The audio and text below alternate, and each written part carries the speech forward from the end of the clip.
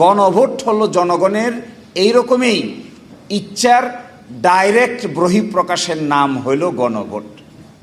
আচ্ছা, বাংলাদেশে কি গণভোট ছিল? ছিল না।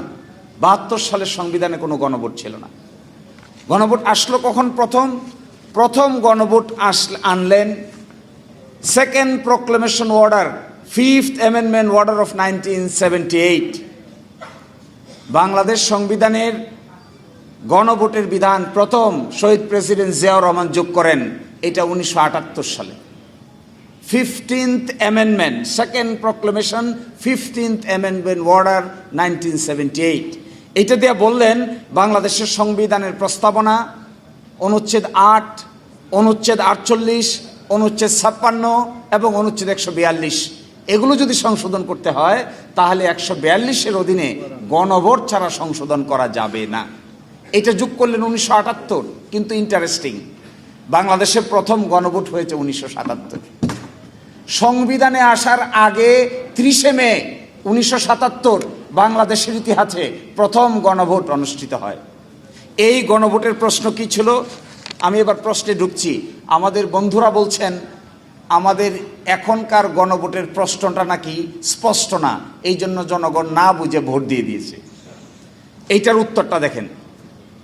এই প্রথম গণভোটের বিধান কি ছিল এবং প্রশ্নটা কি ছিল? প্রশ্নটা আমি পড়ছি। রাষ্ট্রপতি major general Ziaur Rahman BU এবং তার অনুসৃত নীতি কর্মপন্থার প্রতি আপনার আস্থা আছে কি? তো নীতি কি?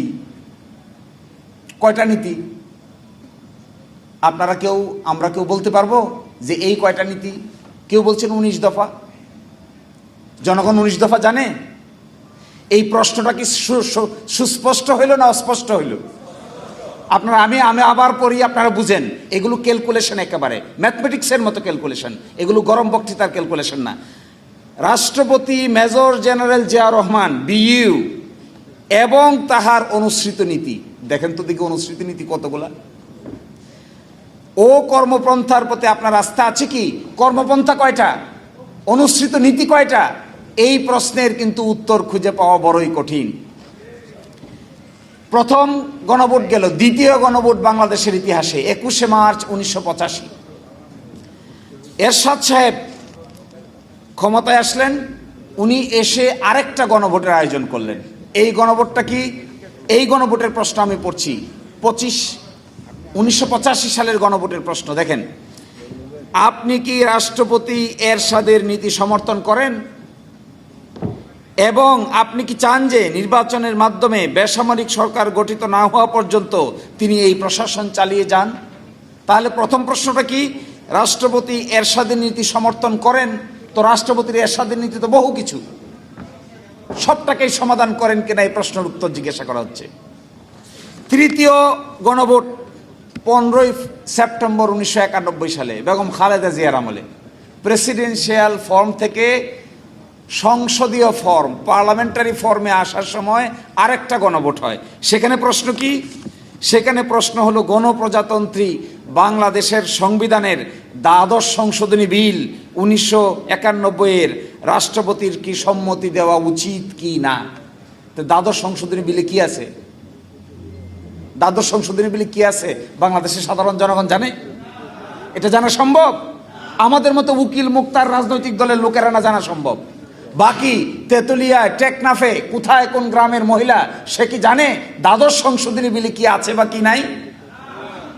তাহলে প্রথম গণভোটের প্রশ্নটা ভ্যাগ, দ্বিতীয় গণভোটের প্রশ্নটা আরো ভ্যাগ, তৃতীয় গণভোটের প্রশ্নটা আরো স্পষ্ট, চতুর্থ গণভোট হলো যা আমরা করলাম। এইটার প্রশ্নটা দেখেন।